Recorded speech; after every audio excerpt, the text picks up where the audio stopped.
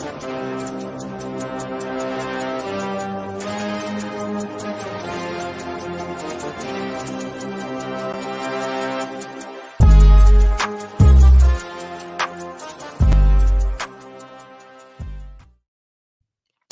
is going on, everybody? Welcome to the North Shore 9 postgame show powered by Primanti Brothers. I am Jim. With me tonight is Dougie Fresh. Doug, I said going into this game that it's almost impossible to have a must-win game on July 3rd, but tonight was about as close as you could possibly get to one. And hey, we saw a good game tonight. Pirates walk it off in the 10th inning. They win 5-4. We're giving away sandwiches. Doug, how we doing tonight? Yeah, we're doing great. It was a great game. And, it was a game of situations that favored the Pirates, right? Up 3-1 with Holderman coming in. That doesn't work out. Down 4-3, but you got McCutchen and Reynolds. That's who you wanted coming up, right? And they came through. It was a fun, tense game. You are absolutely right. If it wasn't a must win, it was a very, very, very much needed win. Because if they lose this game, and you said at the beginning of the week on Starbucks, if they get swept in this series, they're 6 behind the Cardinals, and the Cardinals aren't the best team they have to chase down, right? Nope. Yeah, it was necessary. I don't know if it was must, but it was definitely necessary, and they did it in exciting fashion. So, yeah, definitely. So we'll get to it. A lot of stuff to talk about. A lot happened tonight. I have a lot of things to say. So before we get to that, though, let me tell you about Bet Online. It's your number one source for all your sports betting needs this season, from baseball, golf, soccer, right, to all the top fights in UFC, MMA, and boxing. Every stat, every matchup, and even live odds and spreads while the games are being played. When the game's over, head on over to the online casino and get in on a game of blackjack or poker, or unwind with one of their over 150 slots games. Head to the website today to get in on the action. Use promo code BELIEVE for your 50% free bet credit on your first deposit up to $250. Bet Online. The game starts here. Again, Pirates win 5-4 walk-off in 10 innings. We're giving away sandwiches. You guys know the drill by now. As you can see, hashtag raise it. Get that hashtag raise it in the comments. That's going to get you in the drawing for 2 free Primanti Brothers sandwiches. But yeah, let's where do you want to start off with this one, Doug? I kind of want to do you want to talk about Jared Jones? It seems like it was a year ago, but Jared Jones started this game. That was an awfully long time ago. I forgot that he was in the game, right? Yeah, Jared Jones started this game. His first start since last Saturday. So we're talking 7, 8, 9, 10 days rest for Jared Jones coming into today's game. He had a really good start last time out, but obviously you're trying to stretch him out for the whole season. You're limiting innings. They skipped a spot through the rotation for him, and he came out today and he looked shaky right off the bat, didn't he? Yeah, he sure did. What was it? 6 straight balls real early on, put a couple guys on through walks. Again, what really was separating him from other pitchers was that he wasn't walking anybody. And that's faded a little, and to be expected that, people adjust. They see, they're a little familiar with what he's doing.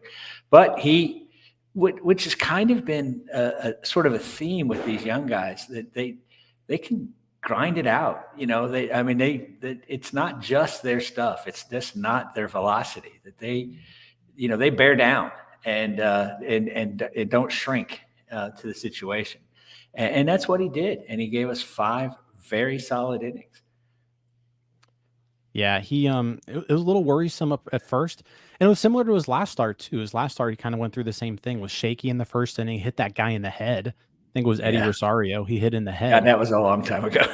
Yeah, and that was his last start, and so he gave up that run in the first inning of that game. Then he went 6 scoreless after that, and put together a really dominant stretch, dominant start. Today, same thing. Starts off shaky. Kind of the command not necessarily there, but then you saw him really start attacking hitters. and this is really where I want to go into a little more detail on Jared Jones. The dude has just incredible stuff. Stuff plus, which is basically, if you're really into some nerdy stuff, stuff plus ranks, how good is your stuff compared to the rest of the league? Well, guess what? Jerry Jones leads the majors in stuff plus. He's got the best stuff in baseball, right? His slider, one of the best in baseball, fastball, best in baseball. The stuff is so good that what frustrates me is when he's shaky with that command. I'm just like, dude, your stuff is so good. Just attack these hitters, throw strikes. Your stuff is good enough that you can live in the zone. You can live in the middle of the zone. Speech you could have given last night. I'm just saying. You could have given the speech last night. Just throw your best pitches. Use your stuff. Yep. Right. You're right. I'm sorry to interrupt. Yeah. No, I mean, that's one. And so that's kind of where I'm at with this. Is that first thing I was just like, calm down, Jared. Your stuff's good. Just throw the ball to your catcher, attack these hitters, and it's gonna play. And that's what he started doing after those first few at bats. He started attacking hitters, and from that point forward, it was a really, really good start. He goes 5 innings, 4 hits. He gives up just the 1 run, which you're going to give up a run every now and then. He gets pulled after 5 innings, 78 pitches. What are your thoughts on that? I know we kind of had this similar outcome against the Phillies earlier this year. What are your thoughts on kind of that, on pulling him a bit early tonight? It bothered me more last time. I mean, now, it's 100 degrees out. He's further into the season. I sort of like what they're doing with the way they're trying to preserve these guys. I mean, there is no telling how it'll turn out exactly, but the fact that they haven't sent somebody down with a phantom injury or something like that they're pitching him. I mean, I was surprised. I really thought he'd go another inning. I thought he was capable of going another inning, but I want to see him pitching in September too. So I'm not going to get too worked up about that. They've handled this pitching staff pretty well. I will save my venom for the other side. So I mean, I wouldn't have been mad at all had he gone out for the 6th inning, but I'm not going to get too up in arms about the ball. Especially, to me, also the first thing I thought was this is sort of a show of faith in Kyle Nicholas too. Nicholas has been pitching well, right? And it's like, all right, we can save this guy, give him an inning off, and Nicholas is going to come in and get it done, and he did. Yeah, I'm with you on this. That first game that they pulled him, and I said it was against the Phillies, was actually against the Mets. Thank you, Mets, OG, for correcting me there. But that first time they pulled him early like this, it was a little bit of a, what are you doing? Because you're saying we want to extend Jones throughout the entire course of the season, but it just seemed weird when they were picking and choosing these spots to kind of limit him, right? But right now you're seeing, like, we're halfway through the year and he's on pace to just fly through, just crush his innings limit, his innings high. So you just have to do stuff like this. Like, if you want Jared Jones to be pitching in September and hopefully October, I know we're talking about playoffs, but yeah, with like, you've got to do stuff like this. I thought he looked really great today. He probably could have gone another inning, but like you mentioned, I think this is kind of a little bit more renewed confidence in Kyle Nicholas and Carmen Mlodzinski to go along with this. But yeah, I'm okay with this. They skipped the start. They're obviously trying to stretch him out over a long period of time this season. Sometimes when you want someone to go 6 innings, they go 5 innings. Maybe that allows them to have one more start, at the end of the year, if you do this 4 or 5 times. So I'm okay with it. And it didn't really come back to bite him at all in this game, right? You mentioned Kyle Nicholas came in, and man, he's been a lot better lately too. I mean, you look at Nicholas, he started off just awful, his first few outings here, but rebounded. June, he had a 2.57 ERA in 14 innings. starting off July really strong with the scoreless inning today. He hasn't given up an earned run in 5 appearances now. So yeah, another guy who, again, you look at the stuff and it's completely there. It's just a matter of, can he put it together? Can he command his pitches? But yeah, he alleviated kind of that concern of, all right, it was okay to take Jones out after 5. Yeah, absolutely. I mean, right. It worked out. So, again, if Nicholas comes and gives up 3 runs, we're all, storming the castle with our pitchforks and torches, but it worked. So, it was smart. It was good management of the starter, of the pitching staff and the bullpen. So, yeah, again, the first time they did it, it didn't make sense because they didn't follow it up with anything similar. The next time he went 8 innings and, 102, it's like, that, if there's some consistency to this plan, but like I said, coming off, taking the 10 days off, looking a little rusty at start, it was fine and it worked out. So, yeah. Let's shift gears a little bit. We'll get into the back end of the bullpen here, but I want to kind of talk about first run in the 5th inning. Miles Mikolas was really just cruising this whole game. The Pirates couldn't get anything going off of him. It's so frustrating when you're watching a guy like Miles Mikolas and, who gave up 10 runs. Jared. Right. Yeah, he got hammered his last start. Right. He's ERA over 5. Right. Got hammered his last start. But also just like he doesn't look good out there. It's like, how are you guys not hitting him? But for some reason, Miles Mikolas throughout his career has just dominated the Pirates.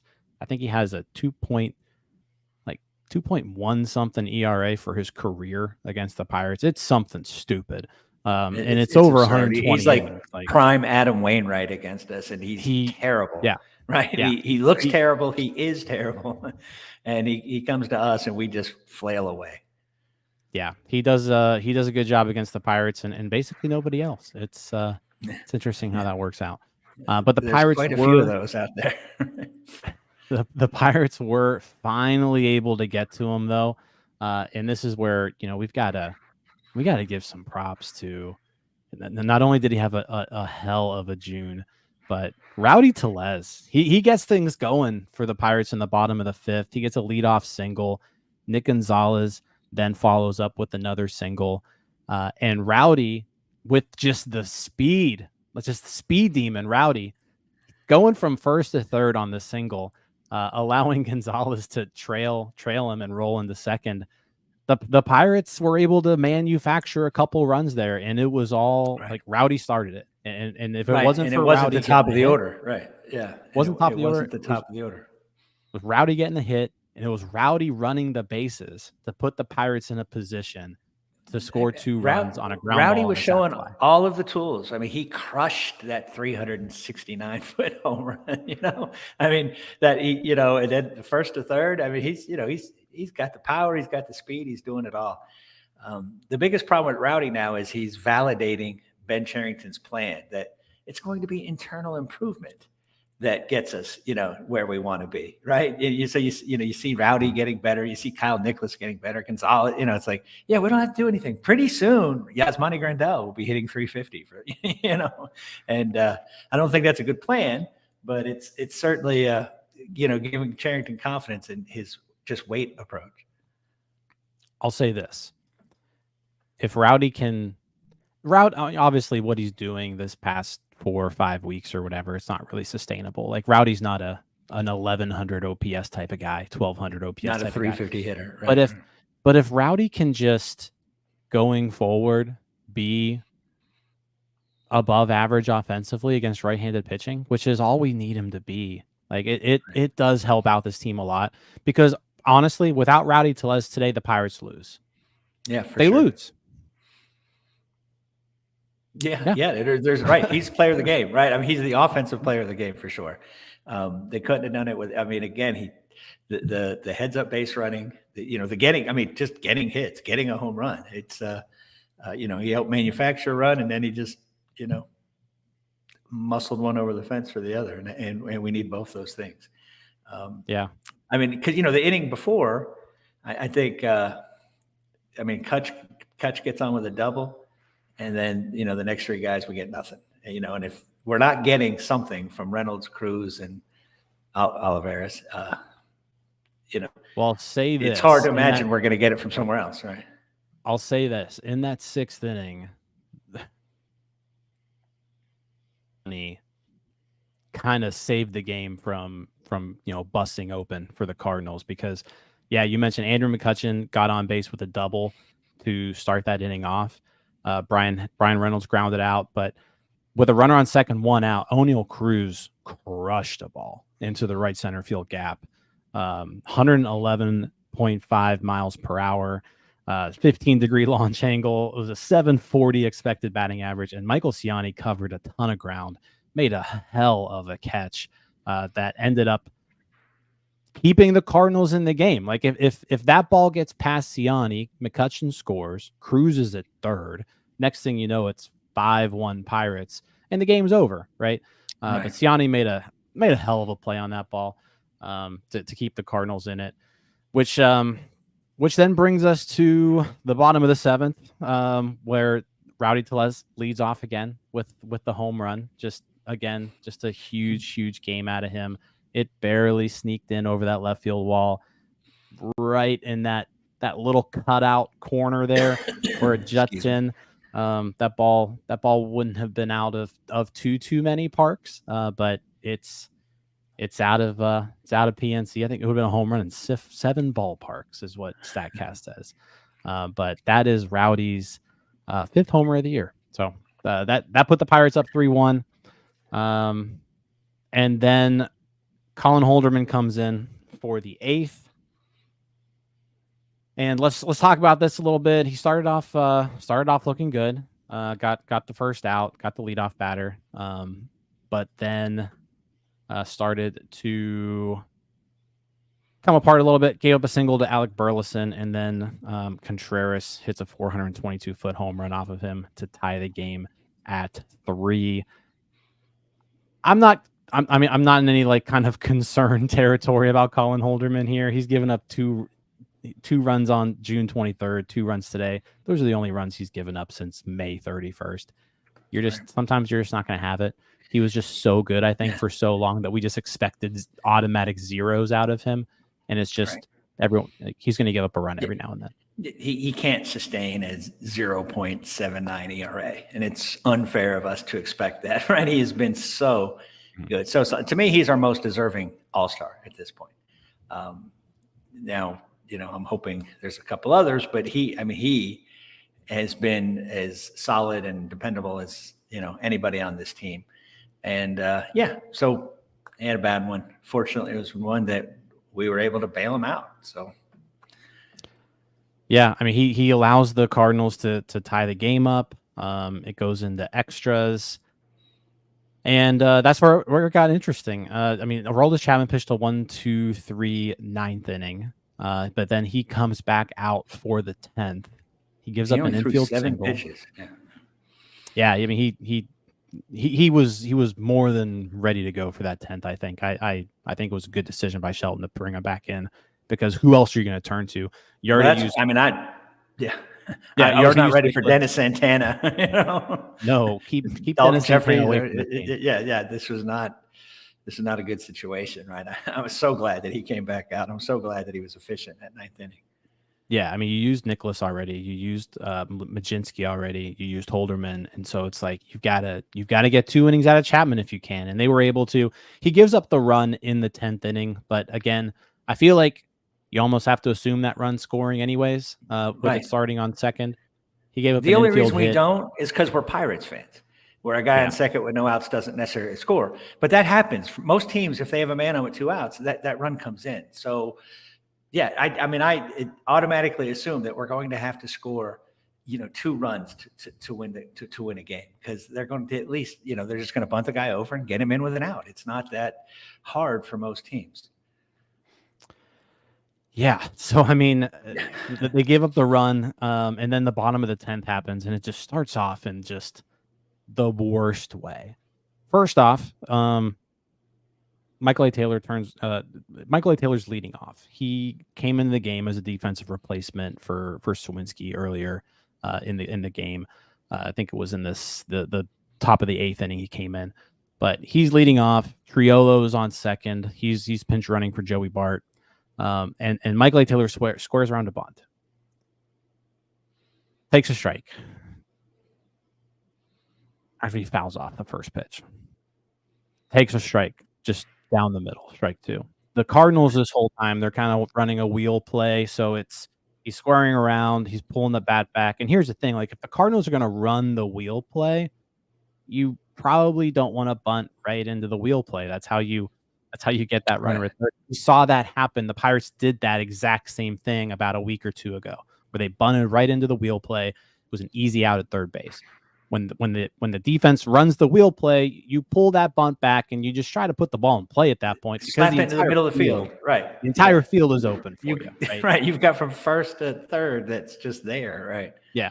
So, but he goes down 0-2. And a savvy veteran should. Yeah. And then they have him bunting again on strike 3, and he bunts foul. So 3 pitches, you've already given up an out, and Jared Triolo's still sitting on second base. Overall, I what is your thought on really even trying to bunt there with 2 strikes? I mean, I know Michael A. Taylor needs to get the job done, right? Let's just say that. Like, Michael A. Taylor, absolutely, he needs to get the job done. But with 2 strikes, sometimes strategies change. So, like, what's your thought process there?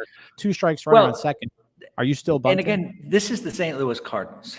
You've got gold glovers on the corners. This is a sound, fundamental team. They don't beat themselves. You might, again, if you would try this against the Pirates, and there's a good chance you're going to execute it, right? I mean, because we're not a fundamentally sound team. But neither, Arenado or Goldschmidt are going to panic in this situation. Those middle infielders aren't going to panic. They're just it's just not how they play. They're solid fundamentally. So I do think it might have been time to reconsider the strategy.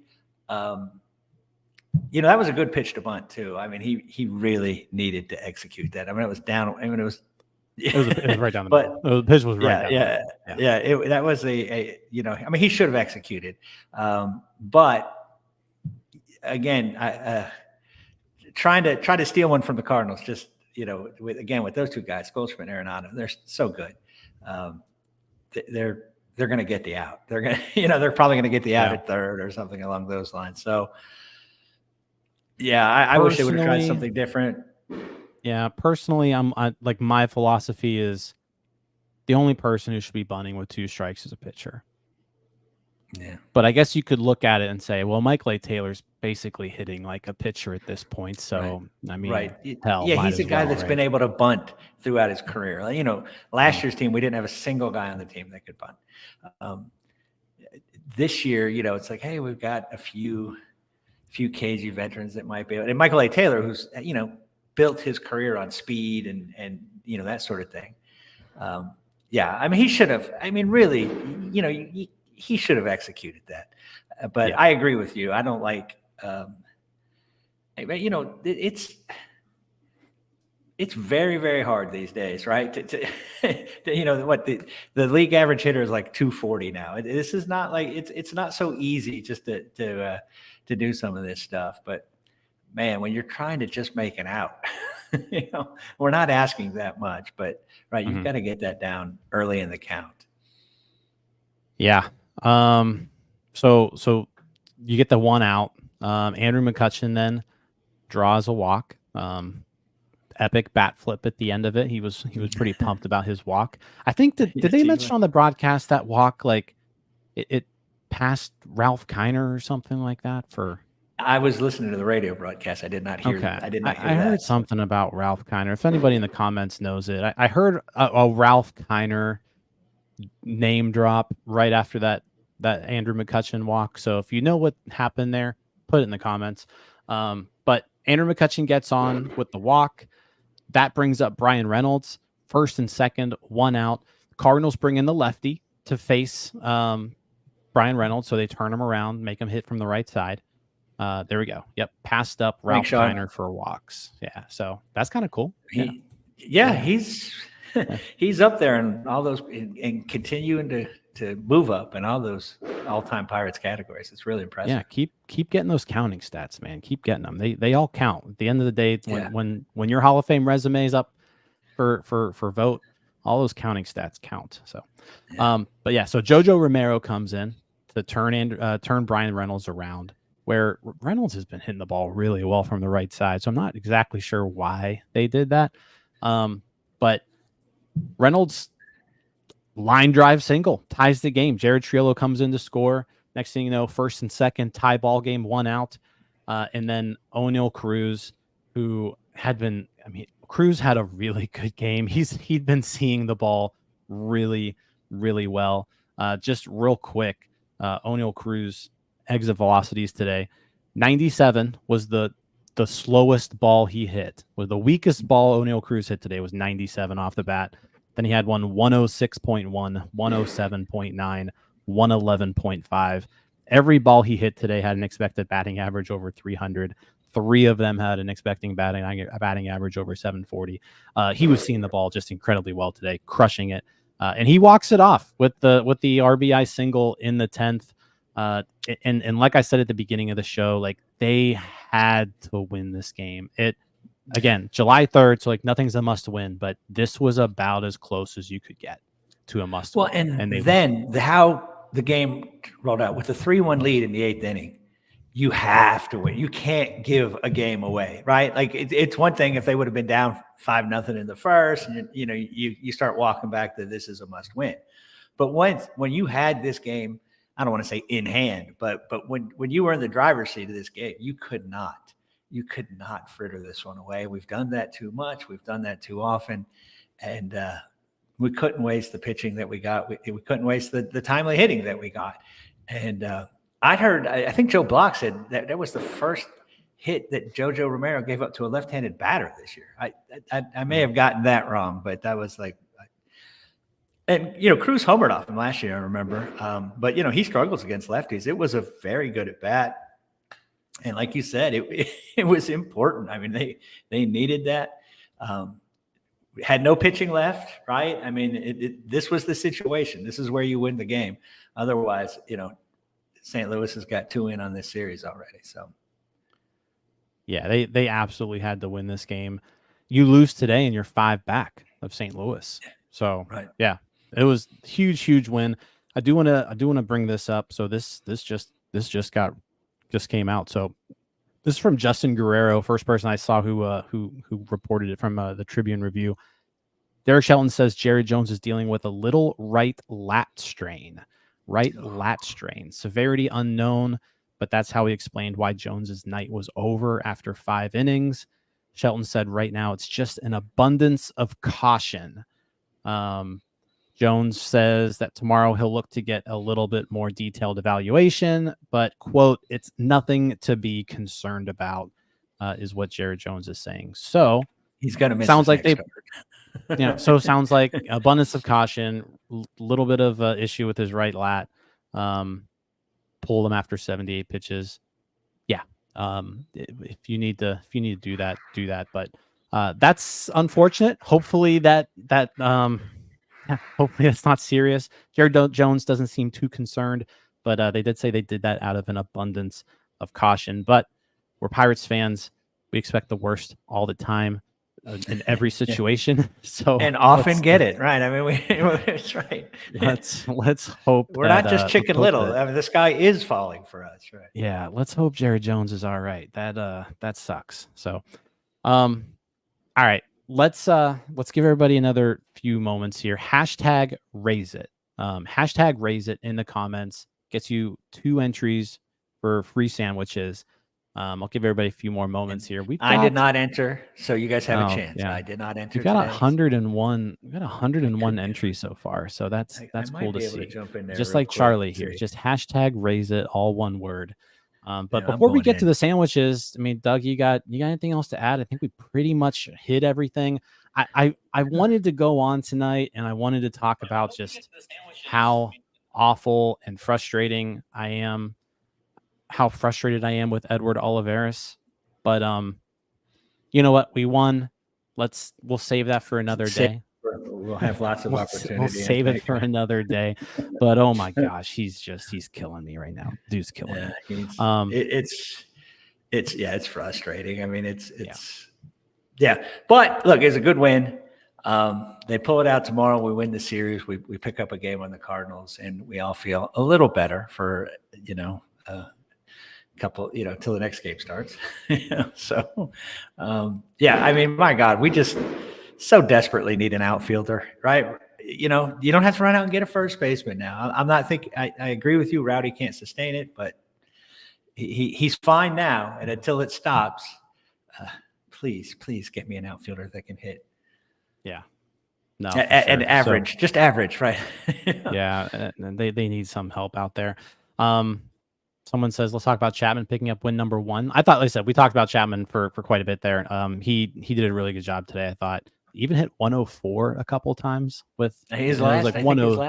It's like 103.6, I think, is what it officially was. But hey, we round up here. So Tyler's not on, so we're rounding up.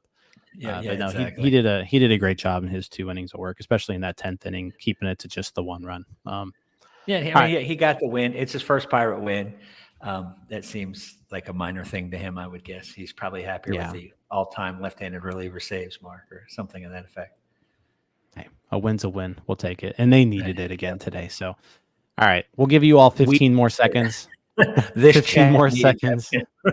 Yeah, we all needed this win. Not only did the Pirates need this win, but we really needed this win today too. I needed this win. I want to sleep tonight. Doug personally needed this win. So thank you, Pirates. All right. Again, 15 seconds. Get in your hashtag RaiseIts. While you're doing that, hit the like button on the video if you haven't yet. Subscribe to the page if you haven't. If you're listening to this on the podcast after the fact, leave a review. It's always nice when you do that. But yeah, make sure you subscribe to the page. That way you don't miss any of these going forward.